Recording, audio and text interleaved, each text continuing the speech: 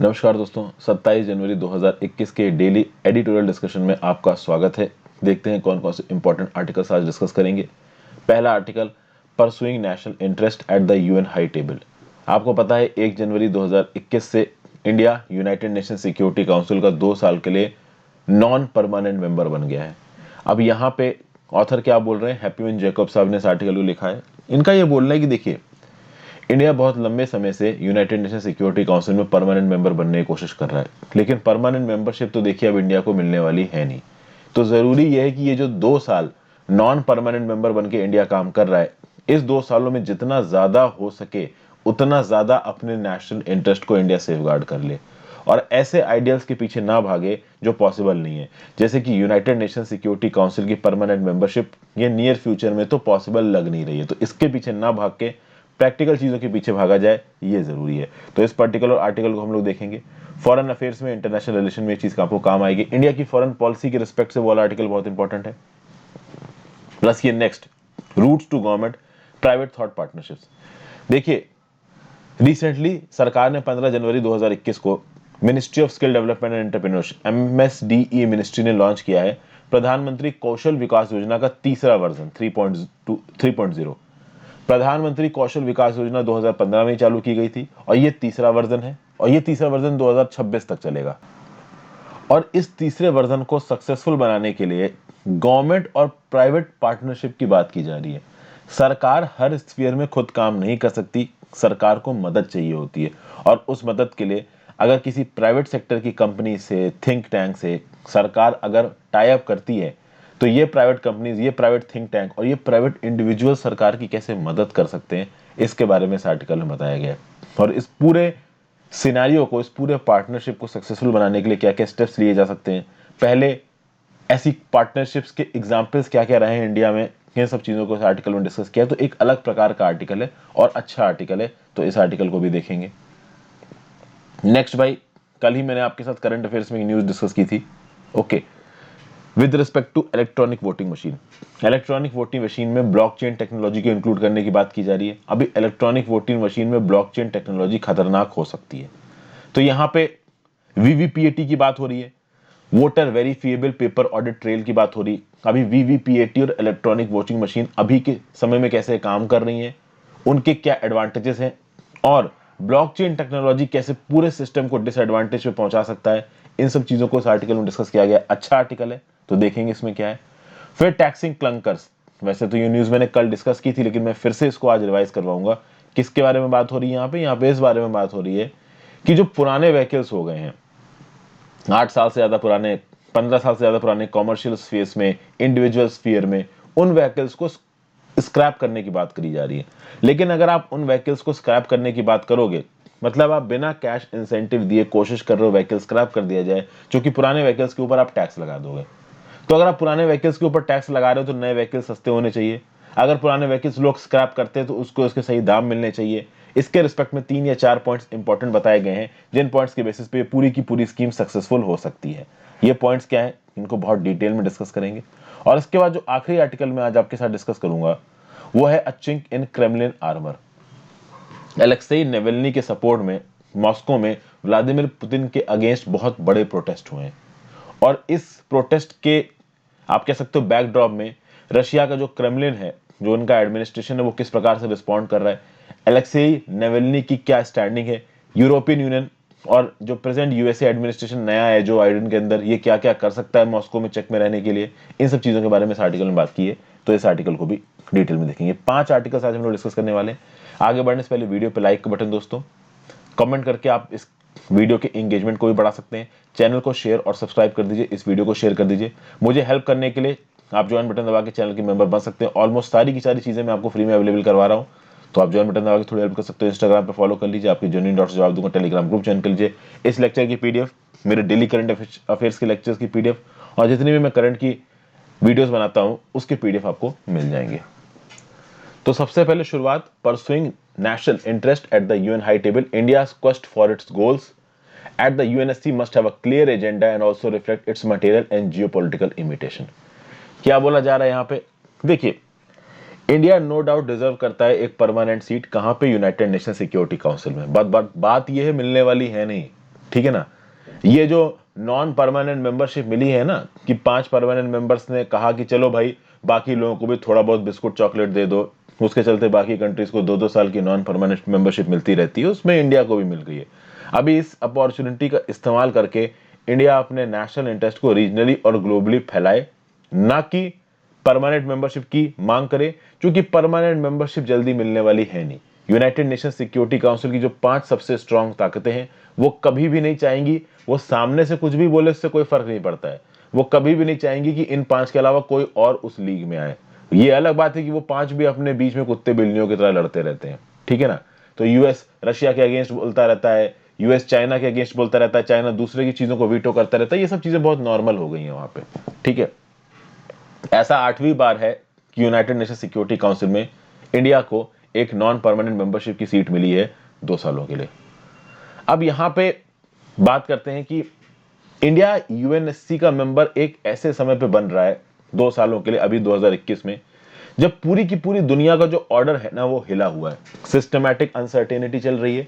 Systematic uncertainty मतलब पहली बात तो इस कोरोना के चलते पेंडेमिक फैल गया है, पूरी की पूरी दुनिया की इकोनॉमी हिल गई है।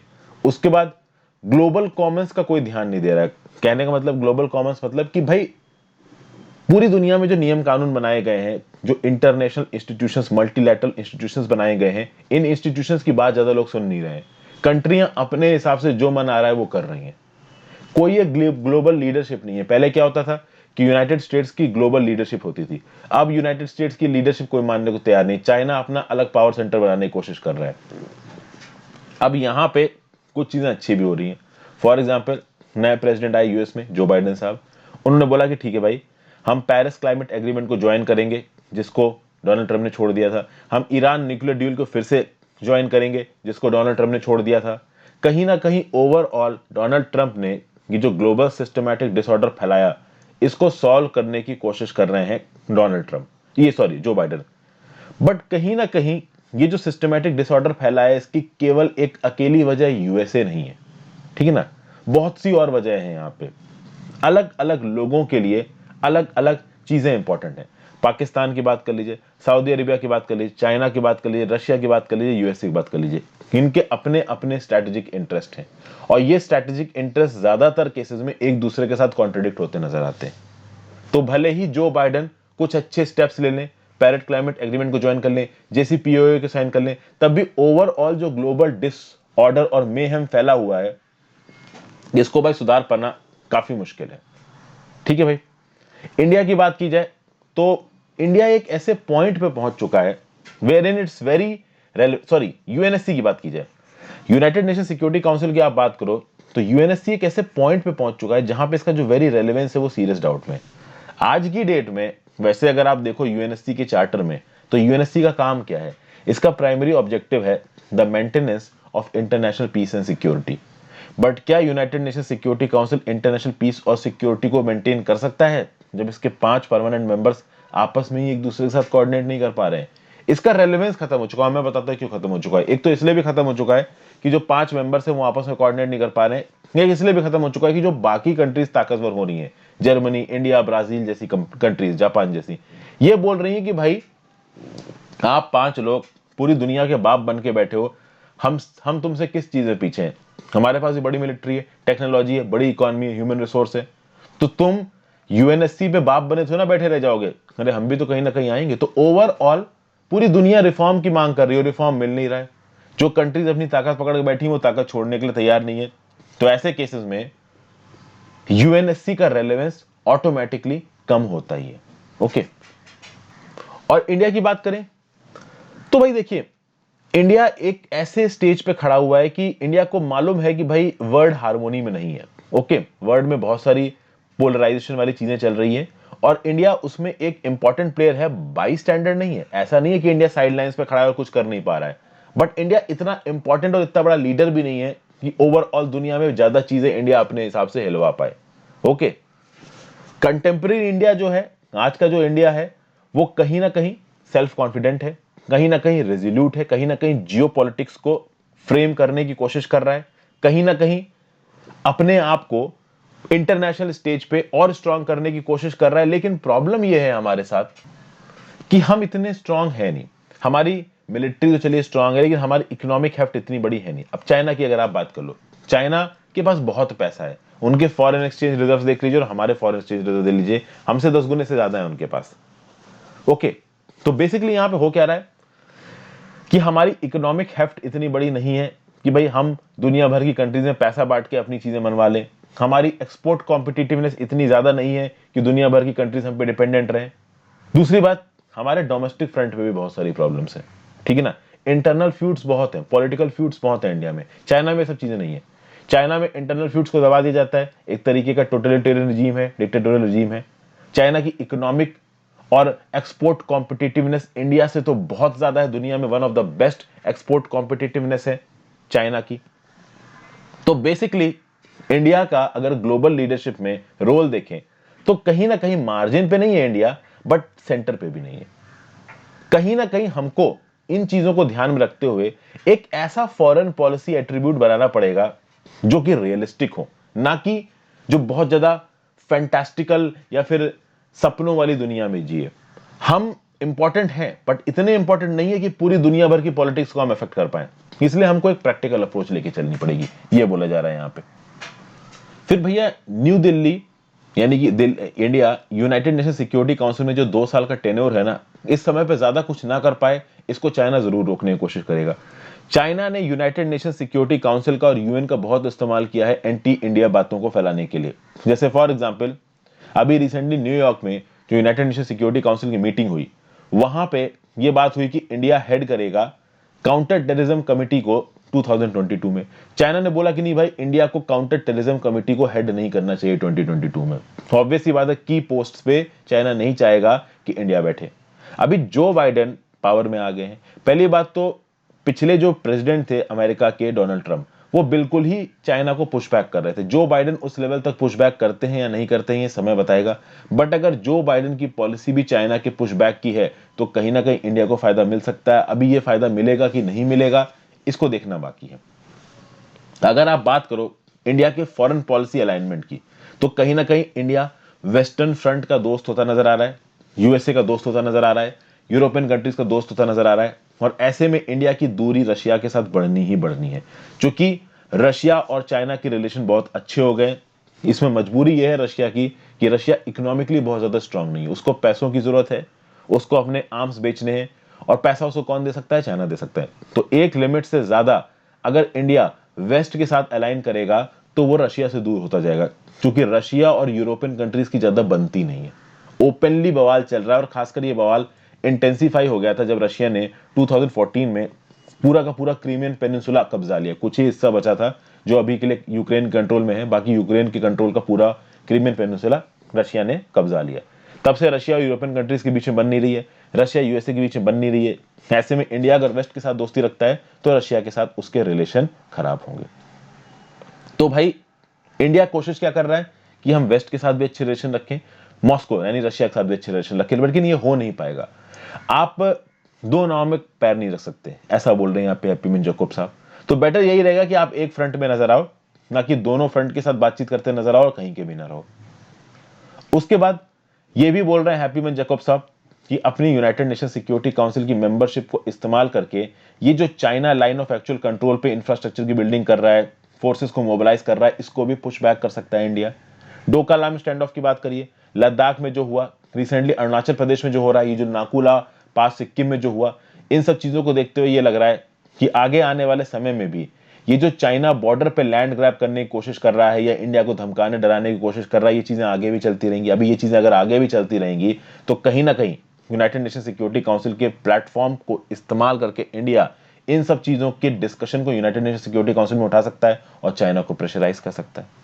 ठीक है, फिर भाई एक और बहुत इंपॉर्टेंट पॉइंट निकल के आता है यूएनएससी का, वो है फोकस ऑन टेरर। देखिए भाई, एस जयशंकर साहब ने यूनाइटेड नेशन सिक्योरिटी काउंसिल की जो मिनिस्ट्रियल मीटिंग हुई थी 20th anniversary of security council resolution 1373 में, उसमें इन्होंने क्या बोला? जयशंकर साहब ने बोला कि देखिए टेररिस्ट टेररिस्ट होते हैं, वो अच्छे और बुरे टेररिस्ट नहीं होते। क्या होता है कि बहुत सारी कंट्रीज अच्छे और बुरे टेररिस्ट की बात करती हैं, कोई अच्छा टेररिस्ट नहीं है, कोई बुरा टेररिस्ट नहीं है। चाइना जैसी कंट्रीज अच्छे बुरे टेररिस्ट की बात होती है। टेररिस्ट टेररिस्ट होते हैं, वो ह्यूमैनिटी के अगेंस्ट काम करते हैं, जो अच्छे टेररिस्ट और बुरे टेररिस्ट में सेग्रीगेशन कर रहा है वो कहीं ना कहीं उसका खुद का एजेंडा है। यानी कि पाकिस्तान के हिसाब से बुरे टेररिस्ट कौन है, जो कि उनकी जमीन पे बम फोड़ रहे हैं, और पाकिस्तान के हिसाब से अच्छे टेररिस्ट कौन है, जो कि इंडिया की जमीन पे बम फोड़ रहे हैं। हालांकि पाकिस्तान कभी ऐसा बोलता नहीं है, समझ गया आप बात को। फिर रिसेंटली इंडिया के लिए एक और इंपॉर्टेंट न्यूज है, तालिबान सैंक्शंस कमेटी का हेड बनाया गया है इंडिया को। अब ये तालिबान सैंक्शंस कमेटी का हेड बनाए गए तो तालिबान के इशू को लेके और अफगानिस्तान के इशू को लेके इंडिया की इन्वॉल्वमेंट बढ़ेगी। कहीं ना कहीं अफगानिस्तान की गवर्नमेंट और तालिबान के बीच में बातचीत चल रही है। टेररिज्म का इशू, टेररिज्म और सिविल वॉर एक ऐसी चीज है जिसने अफगानिस्तान को हिला के रख दिया है। तो यहाँ पे तालिबान के इशू को लेके, टेररिज्म के इशू को लेके कहीं ना कहीं इंडिया को एक डिप्लोमेटिक फिनिश, पॉलिटिकल न्यूएंस दिखाना पड़ेगा। मतलब एक ऐसा व्यू पॉइंट जहां पे इंडिया अपनी बात भी रख सके आगे, ओवरऑल दूसरों के पचड़ों में ज्यादा घुसे भी नहीं, अपने रिसोर्सेज को अपने लिए रखे और अपनी नेशनल प्रायोरिटीज को मीट कर सके, ये जरूरी है यहाँ पे। लेकिन ये किस हद तक दिल्ली कर पाएगा ये आने वाले समय में ही पता चलेगा। जरूरी ये भी है कि हम लाइक माइंडेड कंट्रीज के साथ कॉलिशन बनाएं, जो कि हम बना ही रहे हैं, जैसे कि क्वाड ग्रुप हो गया, यूएस, ऑस्ट्रेलिया, जापान, हमारे दोस्त अच्छे बन रहे हैं। कहीं ना कहीं अगर आप देखो तो यूएस तो परमानेंट मेंबर भी है सिक्योरिटी काउंसिल का, ऑस्ट्रेलिया जापान की भी औकात है बट वो परमानेंट मेंबर नहीं है। और overall United Nation Security council के थ्रू इंडिया एक और चीज कर सकता है, इंडो पैसिफिक के कंसेप्ट को प्रमोट कर रहा है। क्योंकि इंडो पैसिफिक का कंसेप्ट एक ऐसा कंसेप्ट है जहां पे चाइना नहीं है। इंडियन ओशन और पैसिफिक ओशन के जोड़ जहां पे होता है वहां पे चाइना नहीं है। दुनिया भर की बहुत सी इंपॉर्टेंट कंट्रीज इस इंडो पैसिफिक के इलाके में आती हैं। यूएस, फ्रांस बहुत एक्टिवली इन्वॉल्व है इस इंडो पैसिफिक में। तो इंडो पैसिफिक का इस्तेमाल करके इंडिया स्ट्रेटेजिकली अपने फेवर में यूज कर सकता है, चाइना को बाहर रख के। तो ये कुछ तरीके हैं जिसके थ्रू हैप्पी मैन जैकब साहब ये बोल रहे हैं कि भाई India United Nation Security council को अपने फायदे के लिए इस्तेमाल कर सकता है। अब इंडिया की सरकार किस प्रकार से इसके ऊपर एक्ट करती है ये तो देखिए इंडिया की सरकार पे डिपेंड करता है। लेकिन अच्छे पॉइंट्स थे यहाँ पे हैप्पी मैन जैकब साहब के। आगे बात करते हैं routes to government private thought partnership. If capacity within government is lacking, it is necessary to leverage external expertise for better policy design and action. 15 जनवरी 2021 को ministry of skill development and entrepreneurship ने launch किया प्रधानमंत्री कौशल विकास योजना 3.0। ये third phase है। Originally ये प्रधानमंत्री कौशल विकास योजना 2015 में शुरू की गई थी ताकि इंडिया में स्किल को बूस्ट किया जा सके। ये स्टैटिस्टिक याद रखना कि 15 जनवरी 2021 को प्रधानमंत्री कौशल विकास योजना का थर्ड वर्जन चालू किया गया। ठीक है भाई, अब इस थर्ड वर्जन में सरकार करने की कोशिश क्या कर रही है? The government wants to focus on matching local skilling requirements with local job opportunities. यानी कि भाई जिस जगह पे जो भी स्किलिंग प्रोग्राम चला रही है सरकार, जैसे कि बहुत सी जगहों पे इंडस्ट्रियल ट्रेनिंग इंस्टीट्यूट्स खोले गए, ट्रेनिंग सेंटर खोले गए, वहां पे लोगों को सिखाया जाता है, पढ़ाया जाता है। जो भी लोगों ने सीखा पढ़ा उसकी एप्लीकेशन के साथ साथ अगर उसी जगह पे उनको नौकरी मिल जाए तो क्या कहने।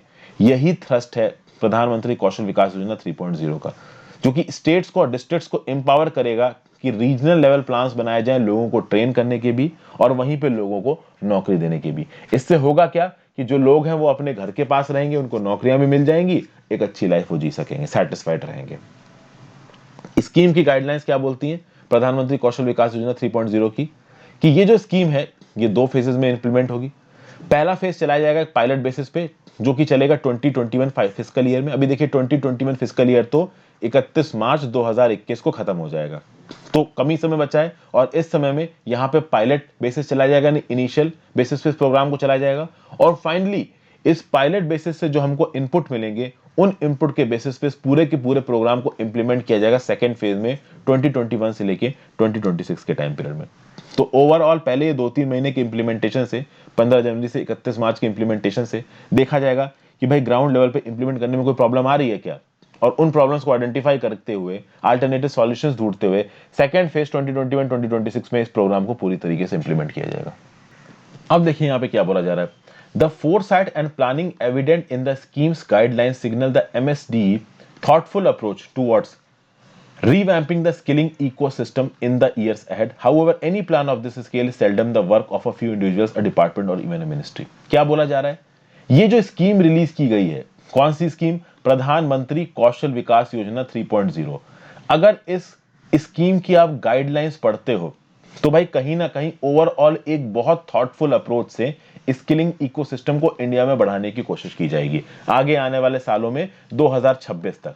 लेकिन प्रॉब्लम यह है कि अगर आप इतने बड़े स्केल पे इतना मैसिव प्लान इंप्लीमेंट कर रहे हो तो ये एक दो इंडिविजुअल्स का काम नहीं है, ना ही एक डिपार्टमेंट का काम है, ना ही एक मिनिस्ट्री का काम है। यहां पे सारी मिनिस्ट्री, सारे डिपार्टमेंट, सारे individuals, government officers, even external partners, इन सबको मिलके कंसल्ट करना पड़ेगा, सबको साथ मिलके काम करना पड़ेगा, तब जाके आप कहीं थोड़ा बहुत सक्सेस इसमें पा सकते हो। और कहीं ना कहीं यहां पे एक बहुत इंपॉर्टेंट चीज है, गवर्नमेंट जो डिपार्टमेंट्स है उनको तो आपस में कोऑर्डिनेट करना ही करना है, एक्सटर्नल पार्टनर्स को भी कोऑर्डिनेट करना है। जो प्राइवेट प्लेयर्स होते हैं बाहर वाले, जो एक्सटर्नल पार्टनर्स हैं, इनके कोऑपरेशन के बिना हो नहीं पाएगा। और कहीं ना कहीं पिछले कई सालों में बहुत सी स्कीमों में हमको ये देखने को मिला है कि कॉम्प्लेक्स पॉलिसी प्रॉब्लम्स को सॉल्व करने के लिए सरकार और एक्सटर्नल पार्टनर्स मिलकर काम कर रहे हैं। ये एक्सटर्नल पार्टनर्स कोई ऐसा ऑर्गेनाइजेशन हो सकता है जो कि लोन देता है, for example world bank, Asian development bank. कोई ऐसा ऑर्गेनाइजेशन हो सकता है जो कि इंडिया के डेवलपमेंट में पैसा देना चाहता है, बिना किसी वापसी के, बिना किसी इंटरेस्ट के, लोन की तरह नहीं, ग्रांट की तरह, जैसे bill and Melinda Gates foundation. बहुत सारे इंटरनेशनल थिंक टैंक्स और पॉलिसी को अप्रेज करने वाले ग्रुप्स इंडिया की सरकार के साथ जुड़े हुए हैं, जो अक्सर कर इंडिया को बताते रहते हैं कि डेवलपमेंट की फील्ड में आप ये सब कर सकते हो। फिर यूनिसेफ, यूएनडीपी, ये सब ऑर्गेनाइजेशन यूनाइटेड नेशंस की तो मदद करते ही हैं इंडिया की। तो कॉम्प्लेक्स पॉलिसी प्रॉब्लम्स को सॉल्व करने के लिए external partners major role play करते हैं। ये एक्सटर्नल पार्टनर्स कौन कौन हो सकते हैं मैंने आपको बता दिया। अब जो एक्सटर्नल पार्टनर्स मैंने आपको बताया वो मैंने आपको बताया ऑर्गेनाइजेशन लेवल के, जैसे कि यूएनडीपी, यूनिसेफ, ये पूरे के पूरे ऑर्गेनाइजेशन है। इंडिविजुअल्स भी इन्वॉल्व होते हैं। सरकार में जो सीनियर लेवल पे लोग काम कर रहे हैं, ज्वाइंट सेक्रेटरीट लेवल पे, चीफ सेक्रेटरी लेवल पे, वहां पे प्राइवेट इंडिविजुअल्स की एंट्री को भी सरकार ने ओपन अप किया है थ्रू लैटरल एंट्री। आपने कुछ दिन पहले न्यूज सुनी होगी कि जो सीनियर ब्यूरोक्रेट्स वाली पोस्टें होती है ना, उन पोस्टों पे लैटरल बेसिस पे टेम्परेरी अपॉइंटमेंट्स भी किए जाएंगे, 2 साल के लिए, 3 साल के लिए, 5 साल के लिए। अब तक क्या हो रहा था कि भाई आप सिविल सर्विस का एग्जाम क्वालिफाई करो, आप आईएएस बनो, आईएएस बन के स्टेट में काम करो, 15-20 साल का जब आपको एक्सपीरियंस हो जाएगा, 10-15 सालों का, तो उसके बाद आपको सचिवालय में हाई लेवल की पोस्टिंग मिलेगी और आपकी परफॉर्मेंस के हिसाब से सरकार में आपको ऊपर की पोस्टों में बैठाया जाएगा। ये तरीका था। अभी ऊपर की जो लेवल पे जो भी पोस्टें हैं वहां पे लैटरल एंट्री के थ्रू किसी प्राइवेट इंडिविजुअल को भी सरकार बैठा सकती है, अगर सरकार को यह लगता है कि यह प्राइवेट इंडिविजुअल एक एसेट हो सकता है सरकार के लिए। फिर सिर्फ हायर पोस्टों पे ही नहीं, lower down the hierarchy, central government ministries में, नीति आयोग जैसी जगहों पे भी प्राइवेट इंडिविजुअल्स को एज कंसल्टेंट्स रिक्रूट किया जा सकता है, as officer on special duty, as young professionals recruit किया जा सकता है। काबिल लोगों के लिए चाहे हाई लेवल की सरकारी पोस्ट हो, चाहे लोअर लेवल की सरकारी पोस्ट हो, जगह है एंट्री की। ठीक है ना। तो ऐसा नहीं है कि आप आईएएस का एग्जाम क्वालिफाई नहीं कर पाए तो आप कभी सरकार में जा ही नहीं पाओगे। ये लैटरल रिक्रूटमेंट का तरीका भी है जिससे सरकार के साथ आप एसोसिएट कर सकते हो। प्रॉब्लम इस लैटरल रिक्रूटमेंट वाले तरीके में यही है कि आप एक परमानेंट गवर्नमेंट सर्वेंट नहीं होगे, कुछ समय के लिए सरकार के साथ एसोसिएट होगे और फिर आप अलग हो जाओगे। वो परमानेंट सिविल सर्वेंट वाली बात यहाँ पे नहीं आएगी। और इस तरीके से जो लोग इन्वॉल्व होंगे ना सरकार के साथ, एक्सटर्नल एक्टर्स, इनका काम क्या होगा? इनका काम होगा primarily to support the existing bureaucracy, existing bureaucracy को सपोर्ट करना, उसको लॉजिस्टिकल सपोर्ट देना, इन एग्जिस्टिंग ब्यूरोक्रेसी को जब भी मदद की जरूरत है इनको मदद देना। क्योंकि अभी के लिए जो हमारी ब्यूरोक्रेसी है ना, वो बहुत ज्यादा अंडर रिसोर्स्ड है और बहुत ज्यादा ओवरबर्डन्ड है। ब्यूरोक्रेसी ज्यादा है नहीं, काम उनके पास ज्यादा है, स्टाफ उनके पास कम है, और उनके पास वो टेक्निकल एक्सपर्टीज भी नहीं है जिसकी जरूरत है काम करने के लिए। तो कहीं ना कहीं ओवरऑल इस एक्सटर्नल मदद से उनको ये टेक्निकल एक्सपर्टीज भी मिल सकती है। और हमारी जो ब्यूरोक्रेसी है उसमें लैक ऑफ कैपेसिटी है, ये बातें कैसे पता चलती है? तो भाई देखिए, सब ऑप्टिमल पॉलिसी डिसीजंस लिए जाते हैं और इन पॉलिसी का इंप्लीमेंटेशन भी कमजोर तरीके से होता है। फॉर एग्जाम्पल, अब आप समझिए, हमारी सरकार जो भी डिसीजंस लेती है, हमारे मिनिस्टर्स जो भी डिसीजन लेते हैं, मैं आपको बताता हूँ। फॉर एग्जाम्पल, मोदी साहब जो भी स्कीम का अनाउंसमेंट करते हैं, क्या लगता है आपको मोदी साहब खुद ये स्कीम सोचते होंगे? ऑब्वियसली नहीं। उनके नीचे जो काबिल ब्यूरोक्रेट्स बैठे हैं वो सोचते हैं इन स्कीम्स को। ये स्कीम की पूरी एनालिसिस होती है, आरएनडी होती है, इसका पूरा एस्टिमेट बनाया जाता है और फिर इस एस्टिमेट को पॉलिटिकल फिगर्स के सामने रखा जाता है, होम मिनिस्टर, कैबिनेट के सामने रखा जाता है, कैबिनेट इसके ऊपर बातचीत करता है, एक्सपर्ट से पूछता है, और फिर इन पॉलिटिकल मास्टर्स को लगता है कि हाँ भाई ये पूरी स्कीम सही है, तो ये लोग उसको गो अहेड देते हैं। अगर लेजिस्लेटिव स्कीम है तो इसको पार्लियामेंट से पास कराया जाएगा, अगर एग्जीक्यूटिव स्कीम है तो कैबिनेट सीधे सीधे इसको अप्रूव कर देगा। तो नीचे के लेवल पे जो सिविल सर्वेंट बैठे हैं ना, नीति आयोग में जो लोग बैठे हैं, मिनिस्ट्रीज में जो लोग बैठे हैं, डिपार्टमेंट में जो लोग बैठे हैं, इनका काबिल होना जरूरी है। और हमारी जो ब्यूरोक्रेसी है, अगर वो बिल्कुल वैसी की वैसी रहेगी कि आप सिविल सर्विस एग्जाम से रिक्रूट हुए और फिर डिसीजन ले रहे हो, तो उस लेवल का इनोवेशन नहीं आ पाएगा। इसलिए लैटरल एंट्री के थ्रू और टैलेंटेड लोगों को सरकार में लाने की बात की जा रही है। ठीक है भाई। तो इन प्राइवेट इंडिविजुअल्स और एंटिटीज के साथ पार्टनरशिप करके सरकार क्या कर रही है, डोमेन नॉलेज और रिसोर्सेज को यूटिलाइज करने की कोशिश कर रही है। किसके लिए? देश की प्रोग्रेस के लिए। ये बहुत ज्यादा जरूरी है यहां पे। ओके, आगे बात करते हैं। एक बहुत इंपॉर्टेंट पॉइंट है, इसलिए मैंने इसको रेड में मार्क कर रखा है। क्या इंपॉर्टेंट पॉइंट है? It is important here to emphasize that thought partnership are different from recruitment of consultant to provide government officials additional manpower to manage routine tasks. Thought partnership are a structured mechanism for private entities to lend strategic expertise to government on policy design, evaluation and implementation. समझिए बात को। आप civil servant को recruit करते हो, civil servant आके department में काम करते हैं। आप कंसल्टेंट को रिक्रूट करते हो, कभी कभी टेम्पररी बेसिस पे ये कंसल्टेंट आके डिपार्टमेंट में काम करते हैं, गवर्नमेंट ऑफिशियल्स की मदद करते हैं रूटीन टास्क को इन्वॉल्व करने के लिए, टेक्निकल टास्क को इन्वॉल्व करने के लिए। यहां पे जिस प्रकार की पार्टनरशिप की बात की जा रही है, that is basically a strategic partnership. और इस स्ट्रेटेजिक पार्टनरशिप में इन प्राइवेट पार्टनर से ये एक्सपेक्ट किया जाएगा कि ये एक ऐसा मैकेनिज्म डिवाइस करें, शॉर्ट टर्म में भी और लॉन्ग टर्म में भी, जिस मैकेनिज्म को इंप्लीमेंट करके पॉलिसी को डिजाइन किया जाए। पॉलिसी के आगे आने वाले समय में क्या आफ्टर इफेक्ट्स निकल सकते हैं, इनको एस्टिमेट किया जाए। उसके बाद जब पॉलिसी इंप्लीमेंट की गई, उसके बाद वो पॉलिसी कैसे काम कर रही है, इसको इवैल्यूएट किया जाए।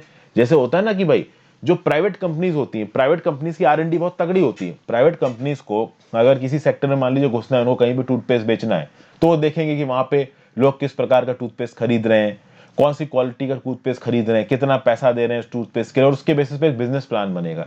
यहाँ पे ये प्राइवेट पर्सन यही कर रहे हैं। ये प्राइवेट पर्सन, प्राइवेट एंटिटीज सरकार के अंदर जाके सरकार की मदद कर रहे हैं उस प्लान को डिवाइस करने में, जिस प्लान से सरकार आगे आने वाले समय में जबरदस्त पॉलिसीज बनाएगी और उनको इंप्लीमेंट करेगी, जिससे देश की प्रोग्रेस होगी।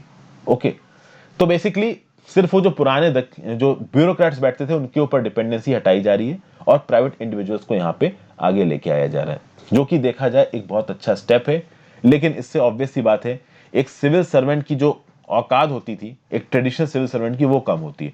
क्योंकि अब जो टेक्निकल कंसल्टेंट है वो सीधे सीधे गवर्नमेंट में घुसेंगे और अपने व्यू पॉइंट देंगे, और कहीं ना कहीं सरकार उनके व्यू पॉइंट मानेगी। और अगर इनके व्यू पॉइंट्स ट्रेडिशनल ब्यूरोक्रेसी से और अच्छे हुए तो ट्रेडिशनल ब्यूरोक्रेसी की वैल्यू गिरेगी। खैर ये बहुत लॉन्ग टर्म की बात है। फिर भाई फ्रॉम द गवर्नमेंट पर्सपेक्टिव इसमें कुछ प्रॉब्लम भी है। एक प्रैक्टिकल क्वेश्चन उठता है कि अगर आप एक्सटर्नल पार्टनर्स को इन्वॉल्व करते हो किसी गवर्नमेंटल एक्सरसाइज में, तो आपको फंडिंग देनी पड़ेगी, पैसा खर्च करना पड़ेगा। अगर आप किसी प्राइवेट कंसल्टेंट को ले रहे हो, किसी बहुत बड़े स्ट्रेटेजिक एक्सपर्ट को ले रहे हो, इकोनॉमिक एक्सपर्ट को, वो तो पैसे मांगेगा ना भाई, फ्री में तो ना काम करेंगे। प्राइवेट कंपनीज हमेशा पैसे लेके काम करती हैं। ओके, फ्री में तो आज की डेट में कुछ नहीं मिलता है, और फ्री में जो आज की डेट में मिलता है उसकी लोग वैल्यू नहीं करते। उनको लगता है कि ये तो फ्री में मिल रहा है तो फ्री का ही है। ओके, तो यही चीज सरकार के साथ भी है। सरकार के साथ अगर कोई एजेंसी इन्वॉल्व होगी तो वो फ्री में काम नहीं करेगी। प्राइवेट एजेंसी, मान लीजिए कोई प्राइवेट एजेंसी सरकार के साथ इन्वॉल्व हो रही है और फ्री में काम कर रही है, तो कहीं ना कहीं फिर वो सरकारी एजेंसी सरकार के ऊपर, वो प्राइवेट एजेंसी सरकार के ऊपर कोई ऑब्लिगेशन डालेगी या कोई अपना एजेंडा मीट कराने की कोशिश करेगी। तो कोई बड़ा कॉर्पोरेट स्ट्रेटेजिक फील्ड में गवर्नमेंट के साथ एसोसिएट होता है तो फिर वो गवर्नमेंट से फेवर चाहेगा अपने से रिलेटेड फील्ड्स में। तो कहीं ना कहीं इस टेंडेंसी को एलिमिनेट करना है। सबसे पहले तो सरकार को इन प्राइवेट एजेंसीज को अपने साथ एसोसिएट करने के लिए ज्यादा पैसा भी खत्म नहीं करना है। दूसरी बात, ये प्राइवेट एजेंसी सरकार के साथ जुड़ के सिर्फ अपना ही मतलब ना फैलाते रहें, इस बात को भी सरकार को चेक करना है। ठीक है ना भाई। अब सरकार पूरी तरीके से इन प्राइवेट पार्टनर्स को फंड नहीं कर सकती। ओके, और फंडिंग एक बहुत इंपॉर्टेंट चीज होती है। अब वैसे तो आप देखो, अगर किसी प्राइवेट प्लेयर को आप सरकार के साथ या किसी डिपार्टमेंट के साथ एसोसिएट करते हो तो जितना फंड चाहिए वो फंड मिनिस्ट्री के बजट के अंदर कवर हो सकता है। लेकिन कहीं ना कहीं बड़े मिनिस्टर्स और बड़े ब्यूरोक्रेट्स एक्सटर्नल प्लेयर्स को स्ट्रेटजी बनाने के लिए, पॉलिसी बनाने के लिए फंडिंग देने को तैयार नहीं होंगे। इसलिए कहीं ना कहीं आपको ऐसे प्राइवेट प्लेयर्स ढूंढने पड़ेंगे, ऐसे एक्सटर्नल पार्टनर्स ढूंढने पड़ेंगे जो किसी फंड के लिए या किसी मतलब के लिए सरकार के साथ ना जुड़ रहे हो। अब ये आइडिया तो यहां पे ऑथर ने दे दिया, और ये सारे आइडियाज किसके हैं? केपी कृष्णन साहब के हैं। ये फॉर्मर सेक्रेटरी रह चुके हैं ministry of skill development and entrepreneurship में, एमएसडीई में। करंटली ये आईईपीएफ के चेयर प्रोफेसर हैं, regulatory economics at the national council of applied economic research. ठीक है भाई, तो national council for applied economic research में आईईपीएफ के चेयर प्रोफेसर है रेगुलेटरी इकोनॉमिक्स में।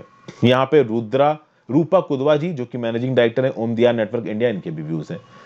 इनका ये बोलना है कि सरकार को ऐसे प्राइवेट स्ट्रेटेजिक पार्टनर्स ढूंढने जिनको सरकार को ज्यादा पैसा भी देना ना पड़े, और वो प्राइवेट स्ट्रेटेजिक पार्टनर्स अपना मतलब भी सरकार से निकालने के चक्कर में ना रहे।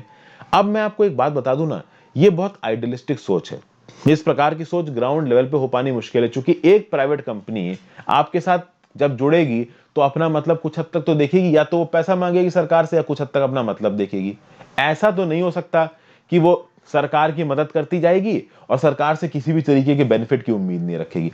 तो बेनिफिट की उम्मीद रखना गड़बड़ नहीं है, बट वो सिर्फ बेनिफिट को ही वैल्यू ना देने लगे, इस बात को इंश्योर करना पड़ेगा। और ऐसी बहुत सी ऑर्गेनाइजेशंस हैं, प्राइवेट ऑर्गेनाइजेशंस, जो कहीं ना कहीं बेनिफिट और एजेंडा और फंडिंग के पीछे नहीं भाग रहे हैं। जैसे कि बहुत सारी डोमेस्टिक और इंटरनेशनल फिलैंथ्रोपीज हैं, बहुत सारी इंपैक्ट इन्वेस्टिंग फर्म्स हैं जो कि क्रिटिकल सेक्टर्स में बिलियंस ऑफ डॉलर्स इन्वेस्ट कर रहे हैं in developing countries like India. हालांकि कहीं ना कहीं इनका भी बेनिफिट इन्वॉल्व है, ठीक है, नो डाउट, ऐसा नहीं है कि ये बिल्कुल ही दूध के धुले हैं और इनका कोई बेनिफिट इन्वॉल्व नहीं है, बट फिर भी कहीं ना कहीं यहाँ पे सरकार के ऊपर बहुत ज्यादा ऑब्लिगेशन नहीं है और सरकार के बहुत सारे पैसे भी खत्म नहीं हो रहे। एक एग्जांपल मैंने आपको दिया, bill and Melinda Gates foundation.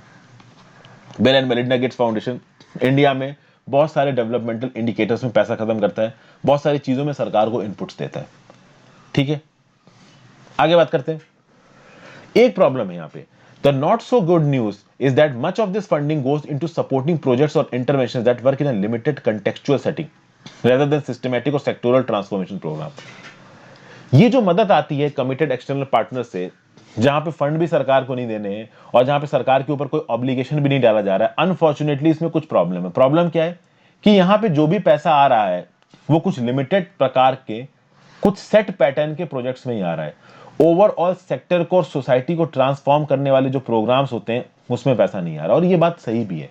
एक प्राइवेट कंपनी इंडियन सोसाइटी को क्यों ट्रांसफॉर्म करेगी? अरे भाई, इंडियन सोसाइटी को ट्रांसफॉर्म करने की जिम्मेदारी सरकार की है। ओके, ये प्राइवेट ऑर्गेनाइजेशंस की एक्सपर्टाइज को इस्तेमाल करके सरकार को ओवरऑल हमारे इकोनॉमिक प्रोग्रेस को मेंटेन करना है सोशल प्रोग्रेस के साथ, और इसके लिए अगर सरकार को पैसा खत्म करना भी चाहिए ना तो करना चाहिए। ठीक है भाई, ये बातें सब यहां पे बताई जा रही है। अब क्या प्राइवेट सेक्टर का हमारी सरकारी डिपार्टमेंट के साथ कोई ऐसा एसोसिएशन पहले देखने को मिला है? तो बिल्कुल देखने को मिला है। यहां पे एग्जांपल दिया जा रहा है, 2005 में अशोक लहरी कमेटी बनाई गई थी मिनिस्ट्री ऑफ फाइनेंस के द्वारा, जिसने एक report the which stated that there was not enough knowledge about external capital flows and controls in India। तो अशोक लहरी कमेटी ने 2005 में रिपोर्ट दी कि हमारे देश में इनफ नॉलेज नहीं है कि एक्सटर्नल कैपिटल फ्लो को कैसे कंट्रोल किया जाए इंडिया में। इसकी वजह से इस्टेब्लिश किया गया क्या? National institute of public finance and policy. किसके अंदर? डिपार्टमेंट ऑफ इकोनॉमिक अफेयर्स के रिसर्च प्रोग्राम के अंदर। और इस national institute of public finance and body ने एक rich body of world class research बनाया, जिसमें capital controls and flows in India के ऊपर रिसर्च हुई। और इस रिसर्च में इंडियन रिसर्चर्स भी थे, फॉरेन रिसर्चर्स भी थे, और ये सारे रिसर्चर्स मिलकर गवर्नमेंट को ये राय देते थे कि इस पर्टिकुलर कैपिटल फ्लोज के फील्ड में आपको क्या पॉलिसी बनानी चाहिए। This is the best example of association of government with a foreign organization. उसके बाद और भी बहुत एग्जांपल है। 2015 में मिनिस्ट्री ऑफ कॉर्पोरेट अफेयर्स ने एक रिसर्च सेक्रेटेरिएट बनाया जिसको हेड कर रहा था Vidhi centre for legal policy. अभी Vidhi centre for legal policy government organisation नहीं है, और इनका काम क्या था? कंपनीज लॉ कमिटी को मदद करना। किस चीज के लिए? टू मेक इन्फॉर्म्ड डिसीजन, सोचे समझे डिसीजन। किसके ऊपर? On the principle involve as well as international practices in the area of insolvency, raising of capital, penalties, related party transactions. तो इंसॉल्वेंसी की फील्ड में कैपिटल कैसे रेज करना है, पेनल्टी कैसे लगानी है, इन सब फील्डों में इन्फॉर्म डिसीजन ले सके कंपनी लॉ कमिटी, इसके लिए इसको रिकमेंडेशन देगा। कौन? एक रिसर्च सेक्रेटेरिएट, जिसको हेड कौन कर रहा है? Vidhi centre for legal policy. तो यहाँ पे एक external organization Vidhi centre for legal policy सरकार की मदद कर रहा है। उसी प्रकार से एक national institute of financial management बनाया गया, जो कि डिपार्टमेंट ऑफ इकोनॉमिक अफेयर्स का काम कर रहा है। और क्या कर रहा है? लीगल रिसर्च और टेक्निकल असिस्टेंस प्रोवाइड कर रहा है इंडियन और फॉरेन फाइनेंशियल मार्केट्स पे, पॉलिसी एनालिसिस पे, formulation as well as conduct of impact assessment studies पे, ठीक है। फिर लेट 2018 में ministry of skill development and entrepreneurship ने अपने आप को एंगेज किया मल्टीपल प्राइवेट फर्म्स के साथ, जैसे कि डालबर ग्लोबल गवर्नमेंट एडवाइजर्स एंड समग्र ट्रांसफॉर्मिंग गवर्नेंस, ताकि कंसेप्चुलाइज किया जा सके और डिजाइन किया जा सके एमएसडीई का विजन 2025 में, यानी ministry of skill development and entrepreneurship 2025 में कैसे काम करेगा, इसके लिए लेट 2018 में एमएसडीई मिनिस्ट्री ने डालबर ग्लोबल ये डेवलपमेंट एडवाइजर्स और समग्र ट्रांसफॉर्मिंग गवर्नेंस के साथ बातचीत करी। अब ये इंपॉर्टेंट पॉइंट्स हैं, आप याद रख सको तो याद रख लो, नहीं रख सको कोई बात नहीं। मैंने ये देखिए बहुत ही पोटेंट पॉइंट्स हैं दोस्तों। सरकार ने कहां कहां पे प्राइवेट ऑर्गेनाइजेशंस के साथ टाई अप किया और उससे सरकार को कैसे कैसे बेनिफिट हुआ, यहां पे ये बताया जा रहा है, तो दैट्स ऑटोमेटिकली बिकम्स इंपॉर्टेंट, ठीक है। तो इस आर्टिकल से आपको एक बेसिक आइडिया लगा होगा कि कैसे सरकार अगर प्राइवेट एंटरप्राइजेस के साथ बॉन्ड बनाती है उससे सरकार को क्या क्या फायदे हो सकते हैं। नेक्स्ट चलते हैं many vulnerabilities, the robustness of blockchain in electronic voting is as yet suspect. यहां पे क्या बताया जा रहा है, देखिए भैया, electronic voting machine in India काफी डिस्कस्ड है, काफी डिबेटेड है। ओके, इलेक्ट्रॉनिक वोटिंग मशीन जब आई थी ना, इसको बहुत क्रिटिसाइज किया गया था, लोगों को लगा था कि यार पहले बैलेट पेपर को गिनने वाला तरीका सही है, ये इलेक्ट्रॉनिक वोटिंग मशीन में कुछ फ्रॉड हो सकता है, लेकिन इलेक्ट्रॉनिक वोटिंग मशीन को प्रॉपर माना गया और लोगों का इसमें भरोसा आया। क्यों आया, इसका एक बहुत स्ट्रांग रीजन था, ये इलेक्ट्रॉनिक वोटिंग मशीन किसी भी नेटवर्क के साथ कनेक्टेड नहीं है, इंटरनेट के साथ कनेक्टेड नहीं है। तो जब ये इलेक्ट्रॉनिक वोटिंग मशीन इंटरनेट के साथ कनेक्टेड नहीं है, तो कोई एक्सटर्नल कनेक्शन है ही नहीं इस ईवीएम के साथ, तो ईवीएम में फ्रॉड नहीं होगा, और ये बात बिल्कुल सही थी। और फिर ईवीएम में बहुत सारे टेक्निकल और एडमिनिस्ट्रेटिव सेफगार्ड्स जोड़े गए, जैसे कि verifiable paper audit trail VVPAT, voter verifiable paper audit trail, voter verifiable paper audit trail PVPAT कैसे काम करता है, आप में सोच सकता है बहुत सारे लोगों को पता हो, बहुत सारे लोगों को नहीं पता होगा, मैं आपको बता देता हूं। जब वोटिंग होती है तो तीन चीजें होती हैं, एक चीज होती है कंट्रोल पैनल, एक चीज होती है वो वोटिंग वाला बैलेट जहां पे पॉलिटिकल पार्टीज के नाम और सिंबल्स बने हुए होते हैं, यहाँ पे बटन लगी हुई होती है, आपको बटन प्रेस करके वोट देना है, और एक होता है यहाँ पे वीवीपीएटी, ठीक है। इस कंट्रोल पैनल पे एक बटन होती है बैलेट नाम की, तो जो वहां पोलिंग ऑफिसर होगा इस बैलेट नाम की बटन को दबाएगा, बैलेट नाम की बटन को दबाएगा, जो कैंडिडेट होगा जो पोलिंग स्टेशन में वेट डालने गया होगा, वो इस बैलेट पेपर में जिस पॉलिटिकल पार्टी को भी वोट करना चाहता है तो वोट करेगा। तो मान लीजिए कांग्रेस के राहुल गांधी को आप वोट डाल दो, तो आपने कांग्रेस की बटन दबाई पी, जैसे आप कांग्रेस की बटन दबाओगे पी, वैसे ही जो voter verifiable paper audit trail वाली मशीन है ना, उसकी कंप्यूटराइज्ड स्क्रीन पे आपका लिख के आएगा कि आपने कौन से वोटिंग पार्टी को वोट दिया। जैसे ही आप अपने इस इलेक्ट्रॉनिक वोटिंग मशीन में बटन दबाओगे कि मैंने इस पार्टी को वोट दिया, आप तुरंत वीवीपीएटी में देखोगे और वीवीपीएटी की स्क्रीन पर रिफ्लेक्ट हो रहा होगा कि भाई आपने किसको वोट दिया। तो इससे आपको कंफर्म हो जाएगा कि आपने किसको वोट दिया, आप वोट देके बाहर निकल जाओगे। वीवीपीएटी मशीन क्या करेगी कि एक छोटी सी स्लिप प्रिंट करेगी, उस स्लिप में ये लिखा हुआ होगा कि भाई ये पर्टिकुलर पर्सन किसको वोट देखेगा, और ये स्लिप इस वीवीपीए बॉक्स के अंदर हो जाएगी। फिर 50-100 लोग जब वोट दे देंगे तो जो वोटिंग ऑफिशियल्स हैं वो उस वीवीपीएटी मशीन को खोलेंगे, उसके अंदर से सारी स्लिप निकालेंगे और उन सारी की स्लिप को काउंट करेंगे कि कौन से कैंडिडेट को कितने वोट मिले। तो यहां पे मैनुअल काउंटिंग हो गई वीवीपीएटी की स्लिप्स के थ्रू, और सिमिलरली ये जो वोटिंग बैलेट है, जो वोटिंग मशीन थी, इस वोटिंग मशीन में भी इलेक्ट्रॉनिकली डिस्प्ले हो जाएगा कि भाई किसको कितने वोट मिले। और फिर जो इलेक्ट्रॉनिकली डिस्प्ले हुआ और वोटर वेरीफिएबल ऑडिट ट्रेल में जो आपने काउंट किया, ये दोनों आप मैच कराओगे और रेगुलर इंटरवल्स पे ये होता रहेगा जैसे जैसे वोटिंग चल रही होगी। तो डबल चेकिंग हो गई। इलेक्ट्रॉनिक वोटिंग मशीन में आपने जो बटन दबाई उसके थ्रू तो आपका रिस्पॉन्स रिकॉर्ड हुआ ही हुआ, और उस रिस्पॉन्स को आपने voter verifiable paper audit trail के अंदर जो स्लिप जनरेट हो रही है उससे मैनुअली काउंट करके मैच करा लिया। तो इससे डबल टाइप की काउंटिंग हो गई, एक प्रकार की ऑडिटिंग हो गई, इसलिए इसको बोला जाता है voter verifiable paper audit trail. इससे ग्लिचेस बहुत कम कर दिए हैं इलेक्शन कमीशन ऑफ इंडिया ने, और इसलिए इलेक्ट्रॉनिक वोटिंग मशीन में कहीं ना कहीं लोगों का कॉन्फिडेंस भी आया है। अब ईवीएम पे जो भी सवाल उठे हैं उस सवालों के चलते ये भी कई बार बोला गया कि भाई ईवीएम की बजाय जो पुराना पेपर बैलेटिंग का तरीका है उस पर वापस चले जाओ, लेकिन पुराने पेपर बैलेटिंग तरीके में बहुत ही गड़बड़ होती थी।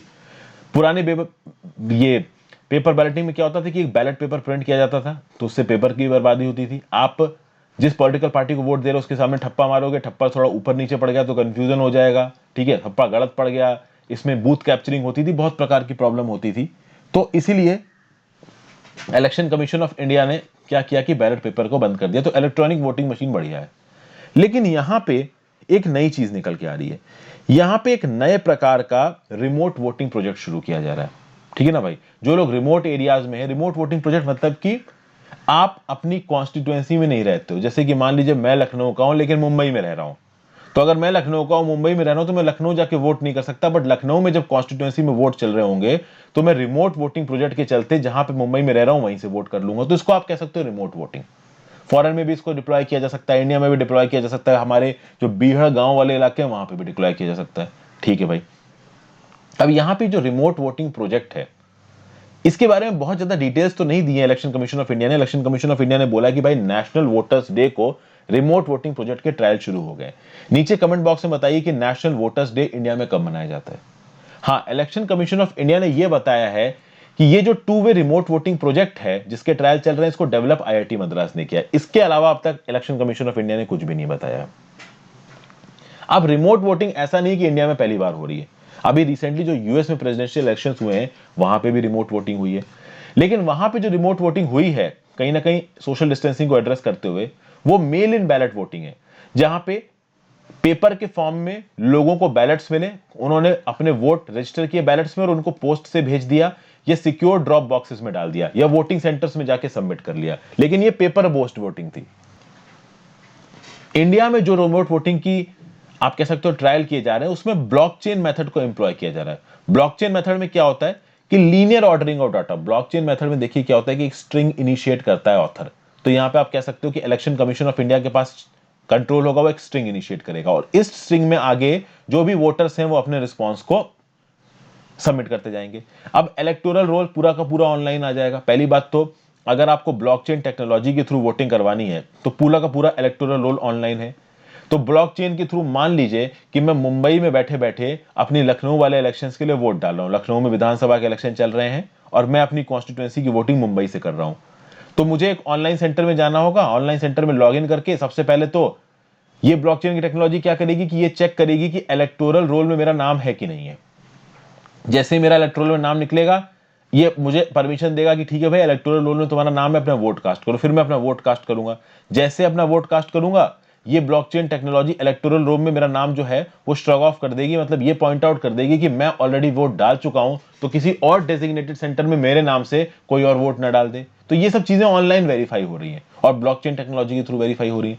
और ब्लॉकचेन टेक्नोलॉजी पूरे के पूरे सर्वर में इस बात को अपडेट कर देगा कि हाँ भाई, ये पर्टिकुलर बंदा वोट डाल चुका है। लेकिन कहीं ना कहीं बोला यह जा रहा है कि ये जो ब्लॉकचेन टेक्नोलॉजी है जो कि बिटकॉइंस के लिए इस्तेमाल की जाती है, इसमें फ्रॉड हो सकता है, ठीक है ना। क्योंकि आप इंटरनेट से एसोसिएट हो जाओगे और इंटरनेट में नाना प्रकार की प्रॉब्लम्स निकल के आती हैं। एक ड्राफ्ट पेपर है एमआईटी और हार्वर्ड के रिसर्चर्स का, नवंबर 2020 में पब्लिश हुआ था।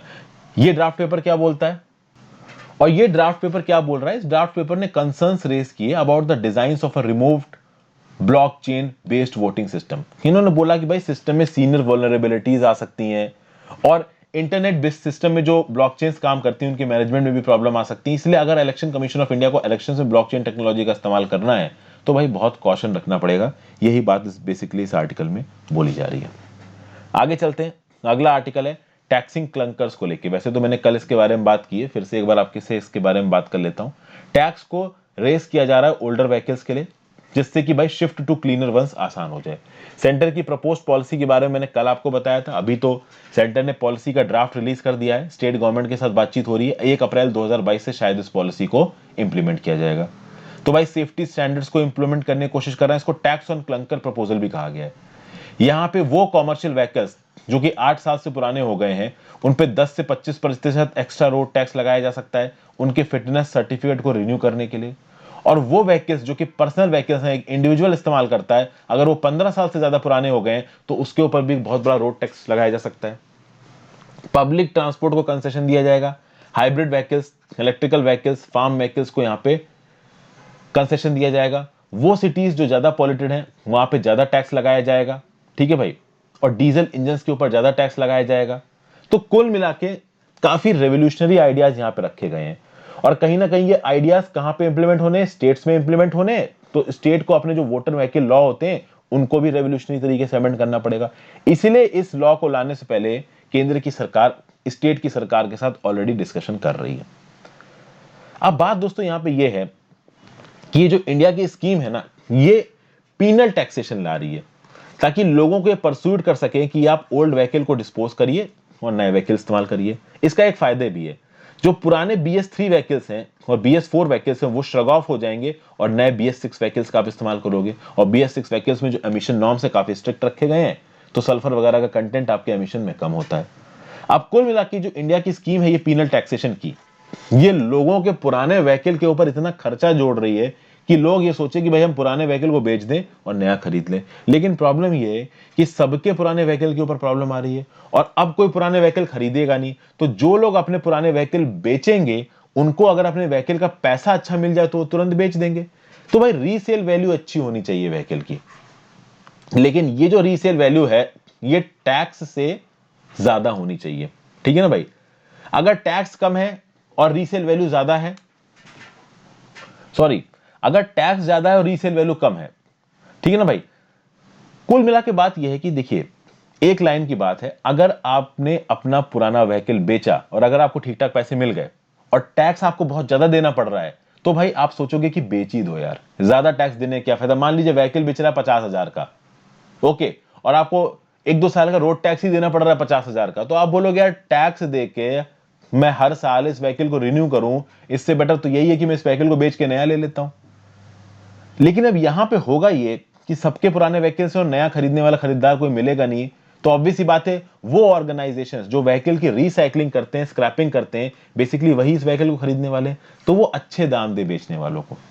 ओके, और फिर इन व्हीकल्स की रीसाइक्लिंग और स्क्रैपिंग प्रॉपर सेफगार्ड के साथ हो, एनवायरमेंटल सस्टेनेबल तरीके से हो, ये भी बहुत ज्यादा जरूरी है। और प्लस वो ऑपरेटर्स जो कि बहुत मार्जिनल बेसिस पे काम करते हैं, जैसे ऑटो रिक्शा ड्राइवर। अभी ऑटो रिक्शा ड्राइवर लग्जरी के लिए व्हीकल नहीं खरीद कर रखा है उन्होंने, वो अपना खर्चा चला रहे हैं, डेली अर्निंग्स चला रहे हैं। तो ऑटो रिक्शा ड्राइवर जब अपने पुराने व्हीकल्स को बेचेंगे तो उनको एक डिस्काउंट मिलना चाहिए, कुछ एक्स्ट्रा इंसेंटिव मिलना चाहिए, जैसे कि बसेस में जन्नू राम स्कीम में इंसेंटिव दिया गया था। ये जन्नू राम क्या था, Jawaharlal Nehru national urban renewable mission. ये एक सिटी मॉडर्नाइजेशन प्लान था जिसको मिनिस्ट्री ऑफ अर्बन डेवलपमेंट ने लागू किया था 7 सालों के लिए। 2005 में इसको लॉन्च किया गया था, ठीक है ना। बाद में इसको Amrut Atal mission for rejuvenation and urban transformation से रिप्लेस कर दिया गया। तो जन्नू राम में जैसे बसेस के प्रयोग के लिए डिस्काउंट दिया गया था और कुछ एक्स्ट्रा पैसे दिए गए थे, कुछ इस प्रकार के पैसे उन लोगों को देने चाहिए, ऑटो रिक्शा टाइप ड्राइवर्स के लोगों को, जो कि इसके बेसिस पे अपना खर्चा चला रहे हैं, ताकि उनको ज्यादा नुकसान ना हो इस प्रकार की स्कीमों का। ओके, फिर लास्ट ईयर से इस प्रकार की एक स्क्रैपेज पॉलिसी की बात चल रही थी। नितिन गडकरी जी, जो ट्रांसपोर्ट मिनिस्टर ने यह भी बोला है कि जो ऑटोमोबाइल की प्राइसेस है ना, इसको हम 20 से 30% कम करने की कोशिश करेंगे। अब यहां पे बेस्ट तरीका क्या है कि जो पुराने व्हीकल्स स्क्रैप होंगे उसके स्क्रैप स्टील, एल्यूमिनियम और प्लास्टिक का इस्तेमाल करके अगर हम नए व्हीकल्स को बनाने में लगा दिया जाए तो इससे अच्छी तो बात ही नहीं हो सकती। पुराने इंजन बदल जाएंगे, उनका एल्यूमिनियम, प्लास्टिक और स्टील तो स्क्रैप करके नई गाड़ियों में लगा दिया जाएगा, तो इससे नई गाड़ियों के दाम भी कम हो जाएंगे, हमको स्टील और एल्यूमिनियम जैसी चीजें आपकी चाइना से इंपोर्ट नहीं करनी पड़ेंगी। लेकिन इसके लिए सब कुछ बहुत ऑर्गेनाइज तरीके से होना चाहिए। पुरानी कारों से जो मटेरियल्स का रिकवरी है ना, ये सब बहुत ऑर्गेनाइज तरीके से होना चाहिए। जंक व्हीकल का डिस्पोजल बहुत ऑर्गेनाइज तरीके से होना चाहिए। स्टेट्स में जो व्हीकल रजिस्ट्रेशन डाटाबेस है इसको अपडेट करने की जरूरत है, क्योंकि अभी ये भी पूरी तरीके से नहीं पता है कि कितने व्हीकल्स पुराने हैं, कितने नए हैं, कितने 15 साल से पुराने हैं। इन सब के बारे में जानकारी तक हमारे पास नहीं है। लेकिन कहीं ना कहीं ये प्लान इंपॉर्टेंट है, क्योंकि भाई एयर पॉल्यूशन के हालात बहुत ज्यादा खराब हैं और इन हालात को रेवोल्यूशनरी बेसिस पे सही करना बहुत ज्यादा जरूरी है। तो यह क्या बोला जा रहा है, new vehicles and cleaner fuel should help clear the toxic air in cities and towns and make roads safer. ये बात यहां पे बताई जा रही है, ठीक है। नेक्स्ट और अपने आखिरी पर चलते हैं। A chink in Kremlin's armour, Moscow's crackdown on Alexei Navalny supporters has only galvanised opposition to Putin. इस एलेक्सेई नावल्नी कौन है, इनके साथ क्या हुआ, नोविचोक नाम का नर्व एजेंट क्या है, इसके लिए मैंने ऑलरेडी एक वीडियो बना रखी बहुत पहले ही। Who is Alexei Navalny, Russian opposition leader. इनके बारे में ये बोला जाता है कि भैया व्लादिमीर पुतिन का अगर कोई सबसे बड़ा ओपोनेंट है रशिया में, जो कि व्लादिमीर पुतिन को सच में चैलेंज कर सकता है, वो एलेक्सेई नावल्नी है। तो एलेक्सेई नावल्नी मेरे नाम के साथ यूट्यूब में सर्च मारो, आपको ये पर्टिकुलर वीडियो मिल जाएगी, ठीक है ना। रिसेंटली ये न्यूज में कैसे आ रही है, देखिए रशिया में 100 से ज्यादा सिटीज में डेमोन्स्ट्रेशन हुए और इस डेमोन्स्ट्रेशन में सपोर्ट किसको था, एलेक्सेई नावल्नी को, अपोजिशन किसका था, व्लादिमीर पुतिन को। अब व्लादिमीर पुतिन के अगेंस्ट प्रोटेस्ट रशिया में बहुत कॉमन बात है। व्लादिमीर पुतिन के अगेंस्ट बहुत लंबे समय से प्रोटेस्ट चल रहे हैं। व्लादिमीर पुतिन को एक प्रकार का डेमोक्रेटिक डिक्टेटर कहा जाता है। नाम के लिए ये डेमोक्रेसी से चुन के आए हैं, वैसे ये डिक्टेटर हैं, यानी कितने सालों से राज करे ही जा रहे हैं और इनके खिलाफ जब भी अपोजिशन होता है ये उसको उड़ा देते हैं। अलेक्सी नावल्नी इनके सबसे बड़े अपोजिशन वाले कर थे। 44 साल के एंटी करप्शन क्रूसेडर हैं अलेक्सी नावल्नी, और अलेक्सी नावल्नी कहीं ना कहीं आपके व्लादिमीर पुतिन के सबसे बेटर अल्टरनेटिव नजर आ रहे हैं इस समय पे रशिया में। अब अलेक्सी नावल्नी को नोविचुक नाम के एक केमिकल नेवर एजेंट से पॉइजन किया गया। ये जर्मनी गए, जर्मनी में इनका इलाज हुआ, ये वापस रशिया आए और रशिया में उठा के इनको जेल में डाल दिया गया और इनके ऊपर उल्टे सीधे इल्जाम लगा दिए गए। अब अगर इनके इल्जाम रशिया की कोर्ट में प्रूव हो जाते हैं तो हो सकता है कि सालों तक नावल्नी जेल में ही पड़े रहें। अब यहां पे यूरोप जैसी कंट्रीज हैं वो रशिया के ऊपर प्रेशर डाल रही हैं। यूएस के जो director general of national intelligence है एवरेल हैंस, इन्होंने बोला है कि मिस्टर नावल्नी के अगेंस्ट जो केमिकल वेपन अटैक हुआ है इसको हम कहीं ना कहीं आप कह सकते हो इन्वेस्टिगेट करेंगे। तो कुल मिला के यूरोप और यूएसए का बहुत इंटेंस प्रेशर जा रहा है रशिया के ऊपर, और रशिया के अगेंस्ट यूरोपियन ब्लॉक वैसे ही तब से स्ट्रांग होकर बैठा है जब से 2014 में 2014 में क्रीमिया का एनेक्सेशन किया था रशिया में। जो पॉलिश प्रेसिडेंट है एंड्रेस डूडा और बहुत सारे और हैं आपके यूरोपियन यूनियन के लीडर्स जो ओपनली बोलते हैं रशिया के अगेंस्ट। तो रशिया की यूरोप से ज्यादा बनती नहीं है, लेकिन कहीं ना कहीं यूरोप की रशिया पे डिपेंडेंस भी है। रशिया की गैस यूरोप में ट्रांसफर होती है, ट्रांसपोर्ट होती है, एक्सपोर्ट होती है, किसके थ्रू? गैस पाइपलाइंस के थ्रू। ओवरऑल यहां पे मिस्टर नावल्नी को एक फॉरेन एजेंट का लेबल देना और इनको जेल में बंद करवा देना कहीं ना कहीं ये रशिया के रूलिंग क्लास के हिसाब से, मतलब आप कह सकते हो कि डेमोक्रेसी के हिसाब से सही नहीं है। अब इस पूरे इशू में देखिए मेरी राय ये है कि अगर कोई कुछ कर सकता है तो रशिया की जनता कर सकती है। यूएस यूरोप यहां पे कुछ नहीं कर सकता है। अलेक्सी नावल्नी एक अपोजिशन लीडर है, अगर इनको पावर में बैठाना है तो एक ही एंटिटी बैठा सकती है, वो है रशिया के लोग। अभी यूएसए और यूरोप इंटरवीन करेंगे तो रशिया अटैक कर सकता है भाई, लड़ाई हो सकती है, जंग हो सकती है। लेकिन अगर व्लादिमीर पुतिन के अगेंस्ट उनकी देश की जनता खड़ी हो जाएगी तब कौन रोक लेगा उनको भाई? जनता जहां की अपने लीडर के अगेंस्ट खड़ी होगी, लीडर राज नहीं कर सकता। वही चाइना में है, चाइना में शी जिनपिंग जब तक राज कर रहे हैं जब तक उनकी जनता उनके अगेंस्ट नहीं खड़ी हो रही है। तो ये अलेक्सी नावल्नी से कुछ नहीं होने वाला है जब तक अलेक्सी नावल्नी का सपोर्ट इतना बड़ा नहीं होगा कि पूरे रशिया की जनता उनके साथ उठ के खड़ी हो जाए और व्लादिमीर पुतिन को उखाड़ फेंके, तब तक कुछ नहीं हो सकता। तब तक सारे नावल्नी को व्लादिमीर पुतिन दबा देंगे। ये आर्टिकल लिखा है गैरी मैला सुब्रमण्यम जी ने, ये डायरेक्टर है स्ट्रेटेजिक इनिशिएटिव्स एग्रोशिन टेक्नोलॉजीज के। तो ये था आज का पूरा एनालिसिस दोस्तों, थोड़ा लंबा हो गया। Thank you for watching. I hope आपको कुछ सीखने को मिल रहा होगा। Good bye.